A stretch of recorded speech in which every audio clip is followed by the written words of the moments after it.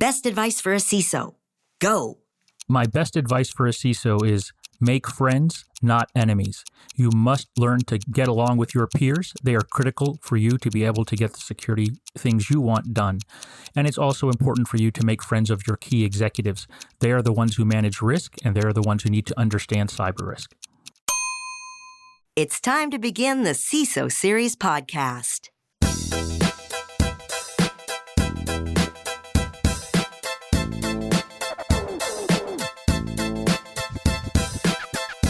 Welcome to the CISO Series podcast. My name is David Spark. I'm the producer of the CISO Series, and joining me as my co-host, it's one of your favorites. It's Andy Ellis, principal over at Duha. Andy, say hello to the audience. Shub dopeher. Ya ab dunia men kehen hen. Iske adharpar suprapat. Shub sandhya ya shub ratri. What language was that? That was Hindi. Well, you see how little Hindi I know, which is zero. For those of you just tuning in every now and then, Andy likes to say a welcome to wherever you are listening to us in whatever time zone you are in. But the problem is only certain people can understand it. Although you could take that, throw it into AI and say, translate that for me in English, and you could find out. You could. Or I could just tell you what he said. It's not that exciting. It's very exciting. We're available over at CISOseries.com. If you haven't checked out our other programming, we have 4 other shows. Why not go check them out? Lots of great shows that deliver wonderful things for your cybersecurity knowledge and entertainment. Our sponsor for today's episode is Adaptive Security, security awareness employees love. More about that a little bit later in the show.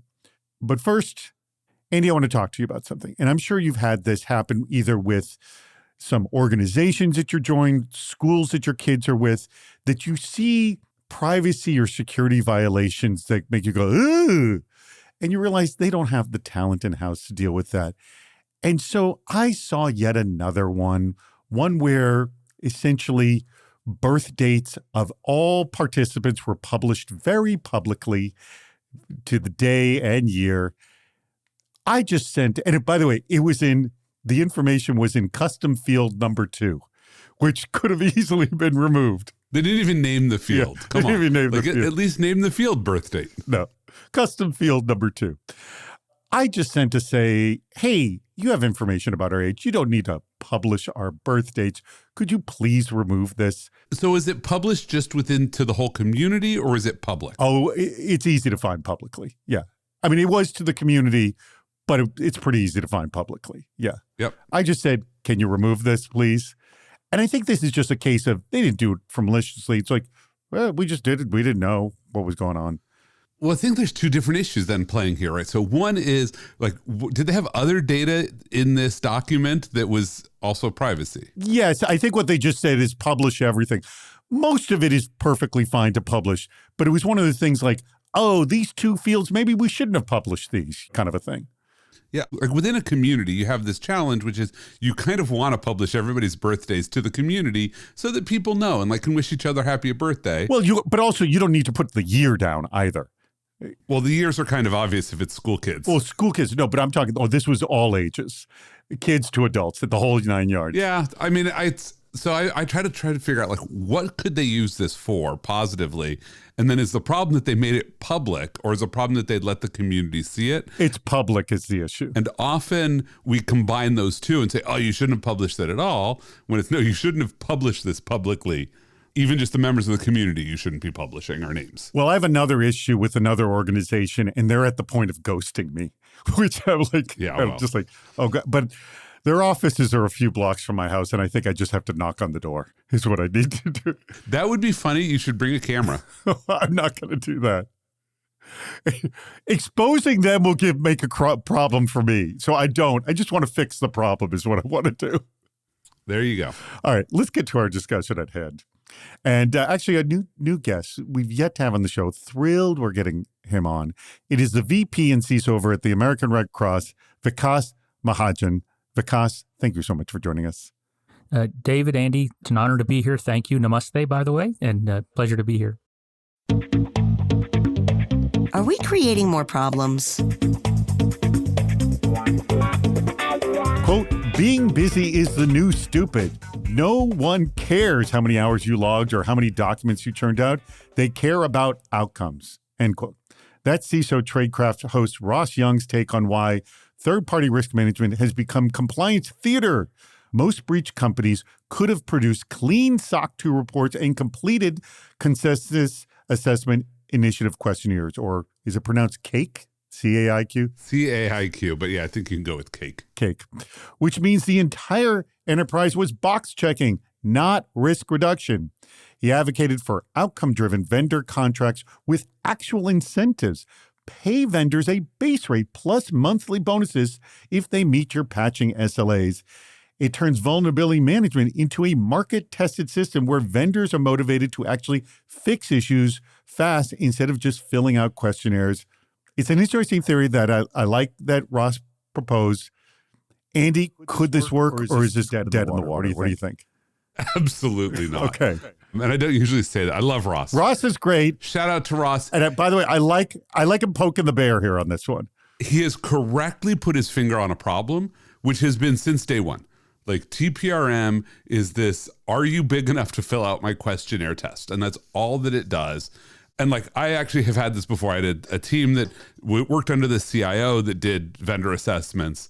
The team was complaining that like half of their people were now doing assessments and like reviewing all of these. And I said, okay, so you've been doing this like it's 1.5 people. It's a 3-person team. So 1.5 of you for the last 2 years have been doing these vendor assessments. How are we safer because you've done them? And they started to say, well, we verified their security. I'm like, no. Have we ever not signed a contract because of your findings? Have we ever gotten a vendor to change what they do? And the answer was no. And I'm like, so why are we doing this? Like, they filled out the questionnaire that apparently was good enough, so just stop. And now nobody's going to just be like, oh, if you fill out a questionnaire, we don't even read it. But that's kind of the state of the art. And so I think Ross is onto something, which is we have a problem. Now, why did I just reject Ross's suggestion right out of the gate? Why? Which is, having been a vendor before, I can tell you that this would be laughable. If somebody came to me and said, well, look, you're proposing $100K a year deal, we're going to instead pay you $80K, and if you can meet our compliance SLAs and demonstrate them, then we'll give you the extra $20K, I'd be like, okay, by the way, I'll take the $20K, but that's now on top of a $125K deal. Because it's going to cost me money to interact with you and your vendor procurement team. No, but he argues, but the thing is, it still takes you time to fill out these darn questionnaires. So, like, let's not do that. Let's do this. Oh, do you know how cheap it is to fill out the questionnaires now? Well, now with the AI tools, yes. Well, even before we had the AI tools, like, yeah, I had one person at Occam, I think we ended up with like 1.5, who just did questionnaire filling out as, you know, a side piece of their job, and then managed customer audits, because we knew what all the answers were. We had seen all these. If you sent us, oh, this is the one derived from the bit SIG, we could just like copy and paste a column of answers. And now there's startups that do this for you. It's like you go, and I'm not going to name anybody since, you know, we're careful not to name vendors who aren't currently sponsors, but there are startups that will, like, you fill out one questionnaire, hand it to them, and they'll fill out the rest of your questionnaires for you. So this scales just fine from a vendor perspective. Prove to you that I met whatever crazy SLA you have that you don't define right in my environment. That's expensive and will probably take me more time than any of the services we're providing to you. So this proposal doesn't reduce what you pay me. It's going to increase what you pay me. That's why it's dead in the water. All right. Vikas, what's your thoughts? Do you agree with Andy, or could this or some version of it work, what Ross proposes? Again, this is financial incentives to meet SLAs. Yeah, I agree with Andy in that Ross has an interesting idea. Right? It's a problem. It's a challenge. The simple fact is we do not manage our third-party vendors' environments. We will never know the truth of what's in there. You can certainly try to enforce something like a reverse SLA is basically what we're proposing, right? We're saying, oh, you have to meet our requirements and pay us back, or we'll pay you more the other way if you meet these requirements. But again, you have to define some criteria. No one patches at 100% all the time. Every day of the week. It's impossible. So then where do you set the bar, right? And then we have legacy systems. You have all kinds of things in an environment. Which systems are you looking at? I think that would be difficult. My personal opinion is the better approach these days, the business cares about not only reducing risk, but They care about operations. If that is a critical vendor and they're a key supplier who's producing something for you, I care more about them being able to get back online and producing whatever it is they're producing than I do about anything else if I'm the business person. So I would rather focus on resiliency. I would rather focus the questions I have with them on what are you doing to survive from an attack or survive from an outage of some kind of disruption? What have you done in your infrastructure there? I think the other option also that we should really be considering is inviting these critical suppliers into our tabletop exercises and saying, okay, if you want to do business with us, you need to work with us through this exercise so that we have a plan together of how we can survive a cyber incident of some kind. And I think that's going to be more productive in the end. No one's environment is perfect. It's impossible, right? We all have to be prepared for the worst case. Didn't we solve this already? Quote, cybersecurity didn't get better. We just got better at pretending, end quote. That's Joshua Copeland of Crescendo's unpopular opinion about where security stands today. Despite all our new tools, every breach still starts with the same 5 failures we documented in the 1990s. Missing patches, credential reuse, misconfigurations, flat networks, phishing. Security teams don't usually battle state-based actors every day. They're too busy not doing their homework. Copeland says we built an industry around looking secure instead of being secure. Now, are we losing our focus on security? I'm going to ask you, Vikas, on this. Are the many market forces such as analysts, research reports, VCs, and media distracting us from doing what we say all the time on this show, which is focus on the fundamentals? What do you think? Well, I can't argue that focusing on the fundamentals is absolutely the number one thing you can do in any organization. Blocking and tackling, as we say, right, in a football analogy. You've got to be able to patch. You've got to be able to identify your vulnerabilities. You've got to be able to keep up with those things. But that doesn't necessarily mean everything else we're doing is just theater either. I sort of look at the TSA, right? You walk through the lines. We all hate it. We all go through it, and you're feeling like it's all theater. But there's things going on behind the scenes that none of us see that are also out there protecting us, looking at things. If you go to Israel, you'll know they do full background checks on people. There's a lot more in-depth scanning. And it's the same thing with our tools. A lot of the security these days is things that our users don't see. We're looking at behavior analytics. We're looking at the way they're logging in, where they're logging in from, what they're doing. And we're trying to get some sense of whether that person is who they claim to be. And we're looking at a lot more data. Is that making things better? I think overall it is. We're also doing a better job educating our users about this and making it more of a priority, but there will always be the human element, the human mistake, the human error. And we have to have tools that can help us detect and respond and recover from those very quickly. But yes, absolutely, you have to do the basics. You have to do them well. But I don't think what we're doing is weak. But we get this complaint all the time. All these sort of entities I mentioned, vendors, research reports, VCs, media, are they distracting us from doing everything you said we should be doing? Good question. There's definitely a lot of noise out there, and you'll get the same information over and over again. And I think the problem is there isn't always context. Is something critical? Is something out there that you have to worry about? It's applying that context to your environment that's important. Log4j, great example. Huge news for people who have no idea what in the world that thing is, and suddenly everybody's worried about it. But do I need to worry about it? Do I have healthcare manufacturing equipment for a blood environment that's using something that Log4j? How likely is it that a hacker can get into that equipment because it's on an isolated network? Do I need to drop everything and prioritize that? And then how do I explain that to my executives or my leaders who may be asking, I heard about this thing. What does it mean to me? Again, overall, I'm glad there's more talk about cybersecurity. I'm glad there's more out there that it's on people's minds. But we as CISOs, as cybersecurity professionals, have to be able to translate that and explain what that means in our organizations so that the priorities are in the right places. All right, Andy, I'm throwing this to you. I'm going to say, and I love Joshua's when he does these unpopular opinions, but I think he's just flat out wrong here. Okay. Like, I just want to start with that. Security has gotten way better since 1999. If I go back to where I was in 1999, which was doing security for the U.S. Air Force. But also, it's far more complex than it was back in 1999. Right. First of all, the IT environments are amazingly complex. But just to be clear, like we had, in fact, I've got one of the boxes right behind me. The Network Systems Group Border Guard 2000 was our line rate packet filter. And literally, we were looking for plain text strings because nothing was encrypted. that were like, oh, people are sending admin commands to SMTP servers. Like, that's the level of vulnerability things we were dealing with. This is not like basic, like we wouldn't even call this basic patches anymore. The amount of just insecure by default and by you're stuck there software was through the roof.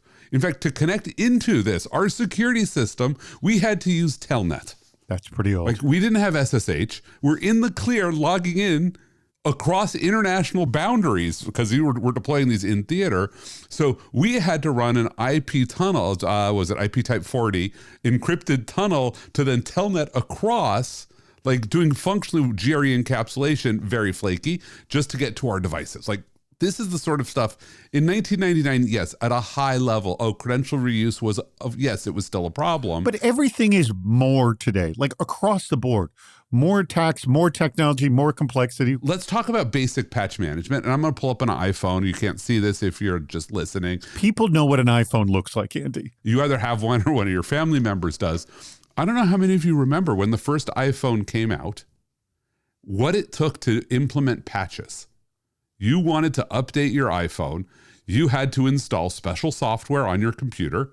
You had to download the update. You had to then plug your phone into the computer using a cable that only worked with that phone and like make the update happen. Now, over the air updates, you never interact with them. Like, your phone just stays secure. And that's the default. Your web browser like updates every time you reboot it. And if you don't reboot it often enough, it says, hey, restart the web browser so that I can take my updates, you idiot. So this is an interesting take. In all aspects of our world, we hear people complaining, oh, it was much better back in the day, kind of a thing. Yeah, it was not. And people say, but the reality is, no, it's better today because you don't remember. Also, our memories are short. We're just worried about right now. We didn't remember how much stunk back then. Right.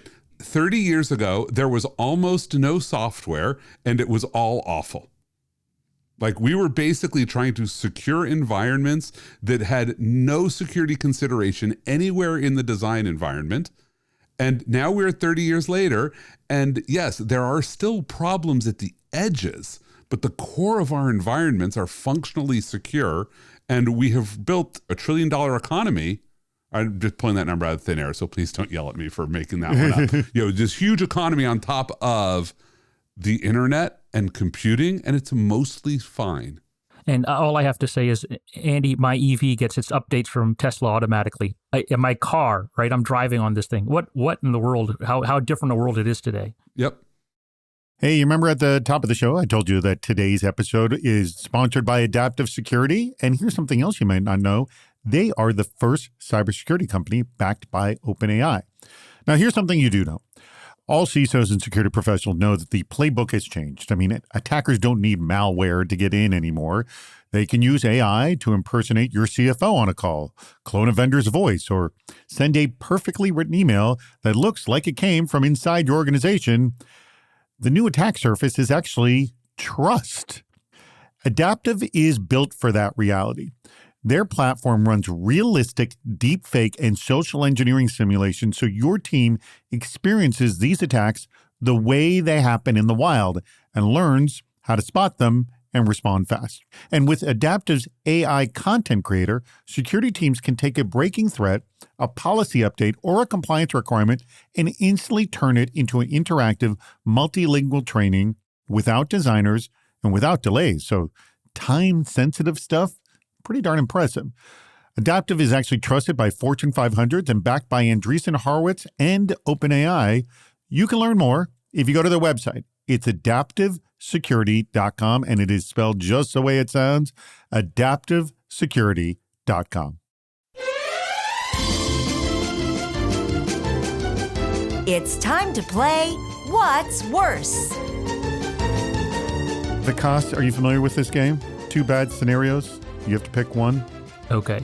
Okay, but just to be very clear, they're both going to be very awful scenarios. You're not going to like either one. We judge them as presented. We don't get to like create arbitrary things. You take them as they are. Take them as is, and I'll have to go first so you can decide whether you agree with me or not. So I take the hits of going first. All right. This is kind of a long one, but I'm going to kind of read through and abbreviate some stuff. This comes from Steve Wingate of CyberGuard Advisors, and he's actually dealing with a variation of this right now. Okay. Scenario number one, and I'll give you kind of the headline for it and then like the issues that are going under it. So scenario number one is you have no enterprise-wide AI strategy. Your governance relies solely on an acceptable use policy description. That is it. Okay? Okay. So this is what everybody is doing right now. Pretty much, yeah.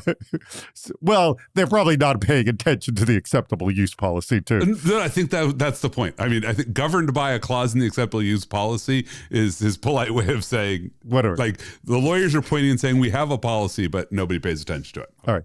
So employees are permitted to use AI tools based on general AUP, acceptable use policy, outlines behavioral exceptions, provides no architecture, no control mechanisms, or organizational alignment. All the usage is organic. So what you got the shadow AI issues, untracked use of every tool. You got Okay. Are we still in scenario one or is this a new scenario? Yeah. So we're still in scenario number. Inconsistent risk posture, no framework to classify, operational chaos. You've got compliance exposure, and the leadership doesn't have a clue what's going on. Okay, so it's summary, it's governance by policy alone. So I'm trying to figure out, do you actually have a policy or it sounds like you don't really? You do have a policy. You totally have a policy, and people are told to follow it. So the policy is sound, everything else is not. Oh, okay. So you have a very sound policy that is well written and observed only in the breach. Got it. Maybe not. We don't know. No, but I think that's going to be key when comparing it to the next one. And so that's why I want to land it before we get to the next one. Okay, so here's the second one. There is no enterprise-wide AI strategy, and there's no AUP, no acceptable use policy. But here's the good news.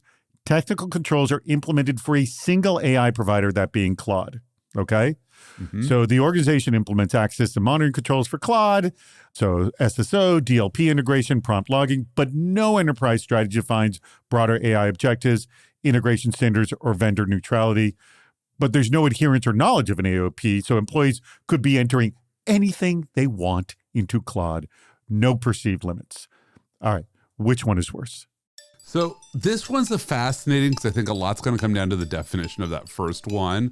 So my experience of people who point at AUPs and say like, oh, our policy is there, is somebody wrote a policy and nobody actually pays attention to it. People know it exists. People know it exists because there's a checkbox in the security awareness program that says it exists. Yeah, that's the unknown. Yeah. So I'm going to posit that if I'm evaluating this scenario, I have to assume the AUP is toothless and people don't actually follow it. It's not very helpful to them. And so while we feel good, because we covered CYA'd around a policy, that scenario number one is complete Wild West. Like, sure, we wrote stuff down, but there's no governance. That's posited. We don't know what people are doing. So scenario number two is we don't know what people were doing, but at least we have securely integrated with Claude. So given that I think that's the reasonable way to frame these two, I will take the first one as worse because I have nothing to build on other than a policy nobody reads. But do you have, and I don't know the answer to this at all, but do you have better legal protections in scenario A than you do scenario B? I don't care about the legal protections on this one. No. In fact, I would actually argue that we wrote a policy and people followed it is not actually as legally protecting as people think it is. Because all you have to do is show, like, this was one of the things I had, an argument I once had with our general counsel. We'd just written one of the policies that was like, you can't use your cell phone while driving.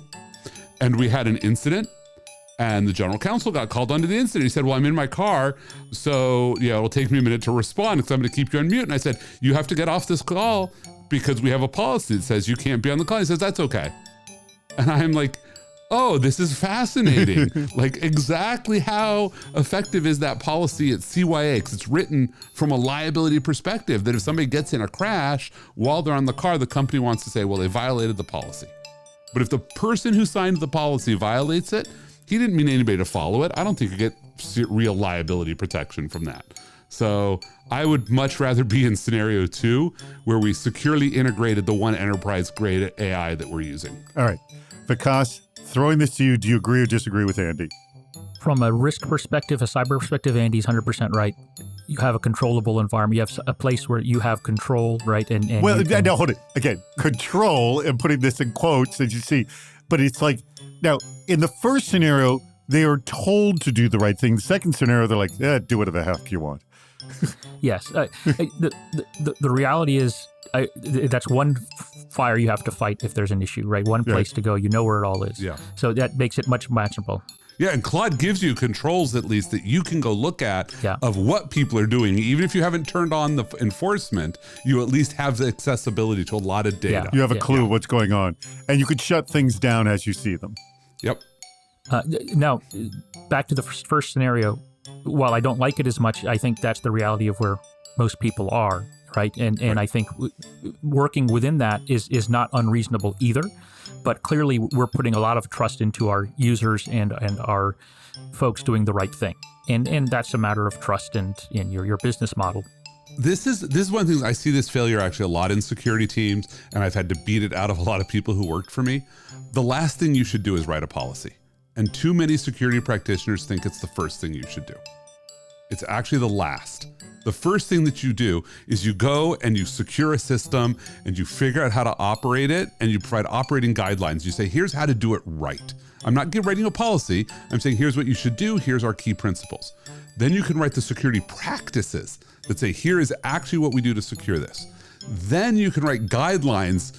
And so you basically work your way back to a policy. And so when you finally write a policy, it's already being followed. And the policy is actually weaker than the guidelines and the practices that you have implemented. So people look at the policy and they're like, oh, I'm doing better than that. I'm fine.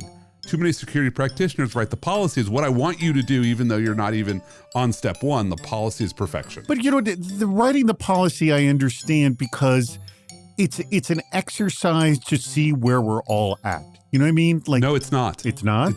When most people write policies, it's an exercise in writing the dogma of where we believe we ought to be. And it's written from this very academic perspective of this is what perfection would look like, ivory tower. And when a practitioner looks at it, they're like, well, no, I don't follow that. And nobody else in the company does. So it's clearly not the policy. It's basically like walking around and telling somebody to get off the playground, and everybody else is on the playground, and they because you look at you and say, you can't kick me off the playground because you haven't ever kicked anybody off the playground. So they stop listening to you. By the way, you know what this reminds me of is my wife and I used to work together. We no longer work together, and luckily we're still married. So there you go. I read so many articles about spouses working together, and almost every single one said, well, don't bring your work home, and don't bring it. That is impossible. It is not reality. Yes, that is a sky-high goal vision. That's BS. You can't avoid it. Well, 90% of the people who write about spouses working together are you both work for the same company, which is very different than you two are the company. Yeah. Well, that was the case at the time. We were the company. Yeah. Vikas, I cut you off. What were you about to say? Oh, I was just going to say that we're doing, Andy, kind of what you were saying, which was show the users how to use the tools responsibly. Right. When ChatGPT first came out and the Microsoft version of it, we actually went through and showed our users, here's how you can responsibly use this type of technology. Here's how it can be of assistance. And here's not what to do with it. Do not put this type of data. Do not do things. And it was, I think, more effective than just me going out and blocking everything and saying nobody can use anything. Then users go and find workarounds. It's so easy, right, to do that. So I think that approach is much better. What's the starting point for a CISO? Where do you start when you're building a SOC from scratch? Now, that came up on the cybersecurity subreddit from a new CISO who never worked in a SOC but needs to launch one quickly. The top advice, quote, don't start with which SIM should I buy? End quote. Start with what are my crown jewels? What can I actually see today? And what can we realistically respond to? But the overwhelming consensus was actually don't build one at all. Outsource it. The math is simple. 24/7 coverage means $1.5 to $2 million in salary alone, plus tools, plus at least 5 to 6 people minimum. Commenters said you need a company of 5,000 plus staff to justify it financially. An MSSP or MDR gets you better detection coverage across multiple customers than you'll build internally. Some pointed out that an outsourced SOC treats you just like, quote, another client and then deliver boilerplate service. So I'll start with you, Vikas. So when does building a SOC from scratch actually make some sense versus leaning on an MSSP? I think that's an interesting question. And yes, it does vary on maybe the type of business you're in. Maybe if you're in the federal government contracting space and you need to run and watch over these things yourselves, maybe it's better to run it in-house. I don't really know. My personal opinion is I agree with the latter half, which is in this day and age, it's better to procure the service. Those folks are trained in how to run and manage and monitor and alert on these things. They deal with it all the time. And I think I'm going to get a higher quality of service based on that experience and expertise they've already built. They already built all the rules for the SIEM. They've already built all the rules for everything you need to know. Why not take advantage of all those years of experience and expertise in your environment? And I mean, people are complaining about boilerplate, but I don't know how boilerplate really is. I mean, if they can get things up and running quickly for you and maintain it for you, that's better than you struggling along to get it going, I would assume. I agree. But you know, the best of both worlds is sort of what we've tried to implement, which is we manage our tools and we have access to them. I don't outsource the SIM logs to someone else. I want to have those so that our teams can do investigations as well. So we found vendors and providers who work in that model. It's our data, it's our environment, but you have access to it and you're monitoring the systems. That for me is sort of the happy medium. All right. I throw this to you, Andy. When does it make sense? You worked with a company that was quite large, so you probably had your own SOC. We had multiple SOCs. Yeah, but also it was critical to your business model, yes, too, for that matter. But you also work with startups, which I'm assuming probably don't have their own SOC. Yeah, so a lot varies here. You have to ask, what am I actually trying to accomplish? And then you can figure out how you want to deliver it. But my core answer is, if your question is, I want to build a SOC, I say, who is your tier 4 engineer? And most people look at you and they're like, what's tier 4, right? Tier 1 is the alert fires. They run very simple triage response playbooks. Tier 2 is you got to tweak the response playbook, maybe do escalation. Tier 3 is you get something unusual that you can brainstorm. Tier 4 is you get something nobody in your company's ever seen before and you have to go deal with it. We often call them threat hunters now. That's your first hire, is that person. And then you figure out who is doing all the work that escalates to this person, because they're either the person who's managing your MSSP, not from a contract perspective, but from a day-to-day, MSSP has issues. This is who they're going to talk to. And you have to have that person on your staff. The places where I've seen MSSPs go bad is somebody just hires the MSSP, outsources everything to them, and there's nobody in the company who knows what the MSSP is doing. So yeah, you get treated like just another customer. They don't actually care about what you're doing because you've demonstrated that you don't care about what you're doing. Andy, you said it well. You've got to manage the vendors. That's so fundamental. And I think something we as CISOs sometimes forget, or cybersecurity professionals, you can't just hire someone and outsource it. You do have to manage the relationship. And that's the key. If you want good service, you have to put in the time and effort to manage the relationship with the vendor. Have those quarterly updates, meet with them regularly, have them take you out to lunch, talk to you about their program, their new features, their new capabilities. If you're showing interest in them, they're knowing that you're watching their services and they want to deliver. So definitely, you have to have that relationship. And then the second thing that I would suggest is, do you already have an IT help desk? Because if you do, odds are your SOC should be tightly tied into your help desk services as well. You already have an operations team. You should not be trying to stand up one completely in parallel. You should be standing up more capabilities inside that team. And maybe they're going to manage your MSSP for you. Now you've got a separate help desk, or maybe you can just take your security alerts, and if you've written good playbooks, you can hand them to your help desk. Could this possibly work? Quote, shift left has become a cringe-inducing or eye-rolling phrase in cybersecurity, end quote, writes Derek Fisher of Temple University. It's simply just saying, quote, be proactive with your security program. Fisher proposes lightweight threat modeling at the user story level using Adam Shostak's 4 questions. What are we building? What can go wrong? What are we going to do about it? Did we do a good job?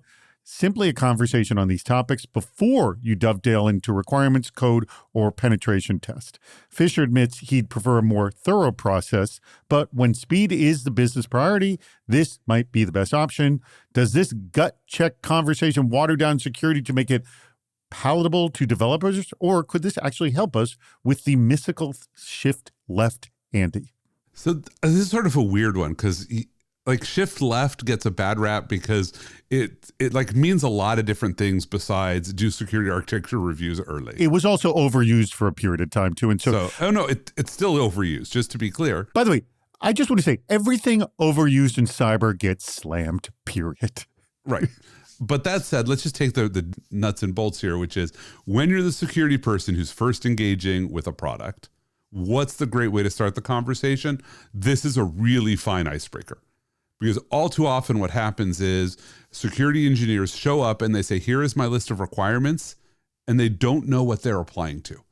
And all that it takes is for you to be grossly wrong on one point to completely undermine any authority you might have had. Right? If you walk in, and I'll give you a great example. I had this with the FedRAMP program office, wanted to fail us because we didn't monitor the humidity in our data centers because they had this one requirement: you must monitor humidity. And I'm like, first of all, this is not a security requirement. And second of all, you wrote that because you're going after people who only have one data center. I'm in 2000. I don't care about humidity in them. Like, I assume that the people who like own 95% of the space in every data center care about humidity. I don't. Have a nice day. And it completely undermined their authority on other things when they lost that battle because they invested in that battle. I blew them off. I succeeded. When a security team walks in and says, you need to do X, and they're like, well, I see in X, you demand I do this one stupid thing, and they win the battle, they're going to stop listening to you for everything. So instead, walk in and say, what are you doing? How could it go wrong? Like, get me started. You've already thought about this. What are your failure modes? When those happen, what's your plans? You've already done security work, right? It comes in and it respects the work of the developer and puts it onto a positive footing. They get to teach you, and now you have context. So when you say, oh, I see that you are taking user inputs. How are you managing filtering and prompt injection and dealing with that? Whereas if you walked in and said, how are you dealing with prompt injection? And they're like, I don't have an LLM. You just sound like you don't know what you're talking about, which is going to hurt the conversation. All right. Your take. I don't have a perfect answer for this. I think the best approach here from my thoughts are yes, you have to understand the application, what it is they're trying to build or buy or whatever the case may be. And that's when you have that conversation. Now, usually in some environments, it starts with the business. What is the business trying to do? What is it that their goal? What are they trying to accomplish? And from there, we start working into the level down details. Okay, great. So you're, like you said, you're getting input for this. Okay, now have you thought about the failure scenarios where those things happen? The reality in organizations, though, is you have lots of projects, you have lots of things getting thrown at you, and it's hard to sit down and have a lot of those conversations all the time. You do have to have an answer. The executives of business are sometimes looking for that. Hey, just give me your gut check. Does this sound like the right thing to do? Or do we need to go back and look at it? And I also bring in third parties here because in some organizations, ours included, we rely on third parties to develop some apps for us. And I have to go back and make sure are the third parties doing their due diligence and writing code securely and doing things the right way. If we get something thrown over the fence to us, I don't want the business just taking it and running with it. For me, I like the idea of instead of bringing the horse to water, which is bring all of these developers and folks into the security world, I think it's going to be much more effective to bring the water to the horse. Bring the security capabilities to the people, embed it in the tools they're working with, in their Git, whatever it is they're using, right?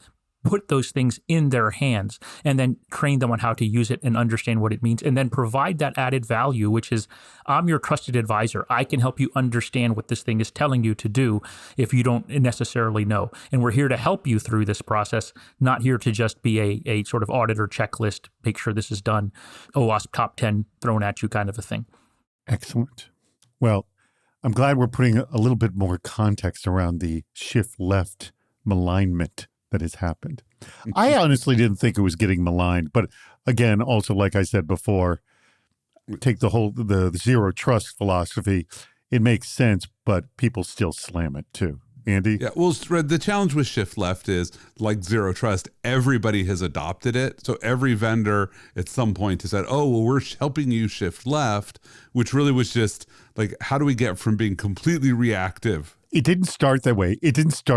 Like it would start, we have a zero trust solution, or we're a zero trust answer, or we're a shift left answer, rather than, no, we're part of the solution to do that. Right. Well, and zero, like I remember being at a conference where after it, I got pitched, it was a student conference. And after all the students came up to tell me their ideas, and every single idea mentioned zero trust.